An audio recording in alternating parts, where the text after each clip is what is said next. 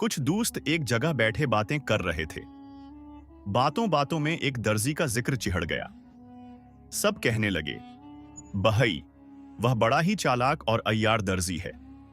कोई लाख होशियारी कर ले, लेकिन वह दर्जी कपड़े में से कुछ ना कुछ चुरा ही लेता है, और ऐसा उस्ताद है कि किसी को पता भी नहीं चलता। इन दोस्तों में एक सिपाही भी था जिसे अपनी अक्लमंदी पर बड़ा नाज था। वह बोला, अरे यार, कैसी बातें कर रहे हो।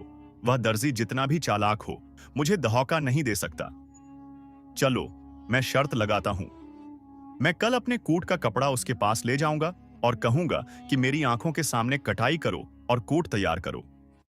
फिर देखूंगा कि वह मेरे कपड़े में से कपड़ा कैसे चुराता है। अगर उसने वाकई कपड़ा चुरा लिया तो मैं अपना घोड़ा तुम लोगों को दे दूंगा। अगले दिन सिपाही कोट का कपड़ा लेकर दर्जी के पास गया। सिपाही बोला, मास्टर साहिब, ये मेरा कोट का कपड़ा है। इसे काटो और मेरे सामने ही कोट तैयार करो। मैंने तुम्हारी चालाकी और उस्तादी के बहुत किस्से सुने हैं, लेकिन मास्टर साहिब, मैं भी कुछ कम नहीं हूं।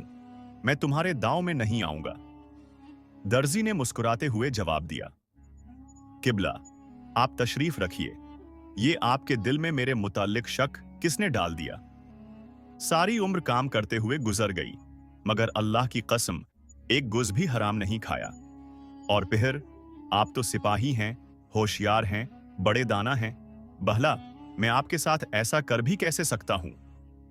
सिपाही ने कपड़ा दर्जी को दिया और दर्जी ने कटाई शुरू कर दी। सिपाही ने अपनी नजरें कैंची पर गाड़ दी। दर्जी बड़ा मस्खरा और मजाहिया तबीयत का था। उसने कपड़ा काटते हुए एक ऐसा मजेदार लतीफा सुनाया कि सिपाही हंसते हंसते लोटपूट हो गया। हंसी के मारे उसके पेट में बल पड़ गए। जब वह हंसते हंसते थोड़ा झुका तो दर्जी ने झट से कपड़े का एक टुकड़ा काट लिया। जब सिपाही सीधा हुआ तो फिर बोला, मास्टर साहिब, बहुत मजेदार लतीफा था, एक और सुनाओ। दर्जी ने इस बार पहले से भी ज्यादा हंसाने वाला लतीफा सुनाया। सिपाही फिर हंसने लगा, इतना कि हंसते हंसते उसका सर जमीन से जा लगा। दर्जी ने मौका पाकर एक और टुकड़ा काट लिया। सिपाही जब जरा संभला तो फिर बोला, मास्टर साहिब, एक और लतीफा सुनाओ। इस पर दर्जी हंसते हुए बोला, मियां सिपाही, एक और लतीफा सुना तो दूं, मगर फिर तुम्हारा कोट बहुत तंग हो जाएगा। सबक, शैतान भी बहुत माकार और अय्यार होता है। उसके पास दुनिया वो ख्वाहिशात और लज्जतों के हजारों लतीफे और चुटकुले होते हैं। वो इंसान को उन्हीं में है उलझाकर उसे ईमान से गाफिल कर देता है और अपनी शैतानी कैंची से उसका ईमान काट देता है।